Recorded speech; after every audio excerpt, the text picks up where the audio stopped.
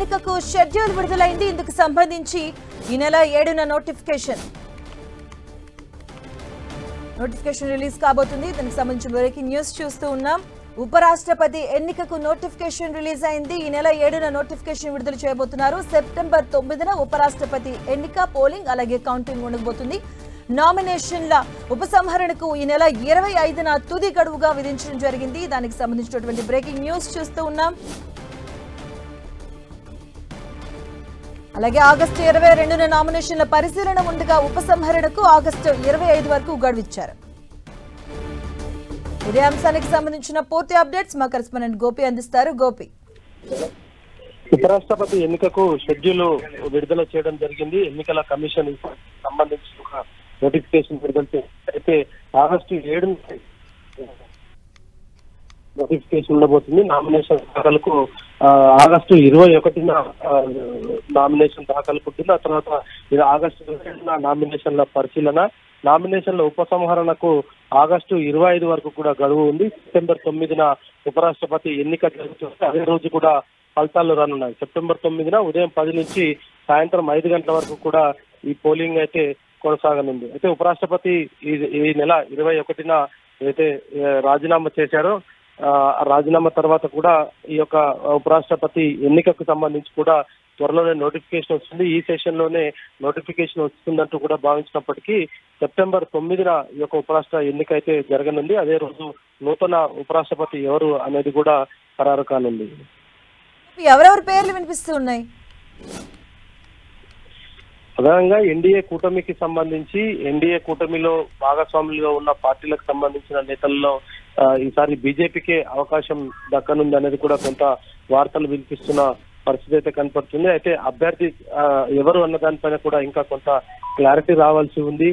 అభ్యర్థిత్వానికి సంబంధించి అంటే ఇటు ఎన్డీఏ కూటమిలో ఉన్న పార్టీలతోటి చర్చలు జరిపిన తర్వాత ఈ యొక్క ఒక క్లారిటీ వచ్చే అవకాశాలు అయితే కనపడుతున్నాయి. అయితే బీజేపీ అభ్యర్థికే మొదటి నుంచి కూడా ఈ యొక్క ఉపరాష్ట్రపతి ఎన్నిక, రాష్ట్రపతి అభ్యర్థికి సంబంధించి కూడా ఉండబోతున్నారు అనేది కూడా కొంత వార్తలు వినిపిస్తున్న నేపథ్యంలో ఈ సెప్టెంబర్ 9 జరిగే ఎన్నికకు సంబంధించి బీజేపీ నుంచే అభ్యర్థి ఉండబోతున్నారు అనేది మాత్రం అర్థమవుతుంది. అంటే గోపి, రిలీజ్ చేసిన షెడ్యూల్ ఏ డేట్స్ ఎలా ఉన్నాయి, ఉపసంహరణకి సంబంధించిన డేట్స్ ఎలా ఉన్నాయి, అలాగే నోటిఫికేషన్ ఎప్పుడు రాబోతుంది, దీనికి సంబంధించిన డీటెయిల్స్ ఏంటి?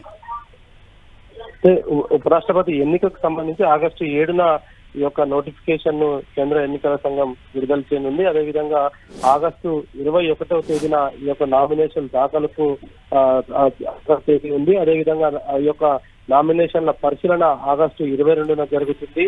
అయితే నామినేషన్ ఉపసంహరణకు సంబంధించి ఆగస్టు 25న ఎవరైనా ఉపసంహరించుకునే వారికి కూడా ఆగస్టు 25 వరకు కూడా గడువు ఉంటుంది. సెప్టెంబర్ 9న ఉపరాష్ట్రపతి ఎన్నిక ఉంటుంది. అదే రోజు ఈ యొక్క ఫలితాలు అయితే వెలువడనున్నాయి. ఎందుకంటే ఉదయం 9 నుంచి సాయంత్రం 5 గంటల వరకు కూడా సెప్టెంబర్ 9న ఎన్నిక జరిగింది. సాయంత్రం 5 తర్వాత ఉపరాష్ట్రపతి ఎన్నికకు సంబంధించిన ఫలితాలు విడుదల కానున్నాయి.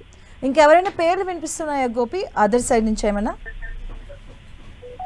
ప్రస్తుతానికి ఇప్పటి వరకు అయితే బీజేపీకి సంబంధించి కానీ ఇతర ఎన్డీఏ కూటమికి సంబంధించిన నేతల పేర్లు మాత్రం ఎవరికి కూడా ఇంకా ఊహాగానాలు మాత్రమే నడుస్తున్నాయి. కానీ అభ్యర్థిత్వానికి సంబంధించి కూడా ఇంకా పేర్లు ఖరారు కావాల్సిన అవసరం ఉంది. అయితే ఈ రోజు రేపట్లోనే అభ్యర్థి పైన కూడా ఒక క్లారిటీ వచ్చే అవకాశాలు కనపడుతున్నాయి. అయితే బీజేపీ అభ్యర్థి ఉండబోతున్నారన్న దానిపైన కూడా కొంత ఈ యొక్క రేస్ లో ప్రధానంగా నితీష్ కుమార్, అదేవిధంగా ఇప్పటికే హరివంశ్ నారాయణ్ సింగ్, ఠాకూర్,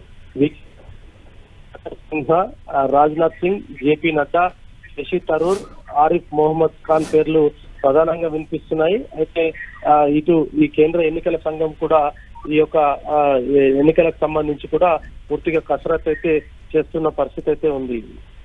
అంటే గోపి, ఉపరాష్ట్రపతి రిజైన్ కూడా కొంత రాజకీయ రగడ అనేది ఈ అంశం పైన అయితే లేవడం జరిగింది. సో ఈ నేపథ్యంలో ప్రతిపక్షాలు కూడా విమర్శలు చేశాయి ఉపరాష్ట్రపతి ఏదైతే రిజైన్ విషయంలో కూడా. సో ఈ నేపథ్యంలో ఎవరైనా మాట్లాడే అవకాశం ఉంటుందనుకోవచ్చా అధికార పక్షం నుంచి?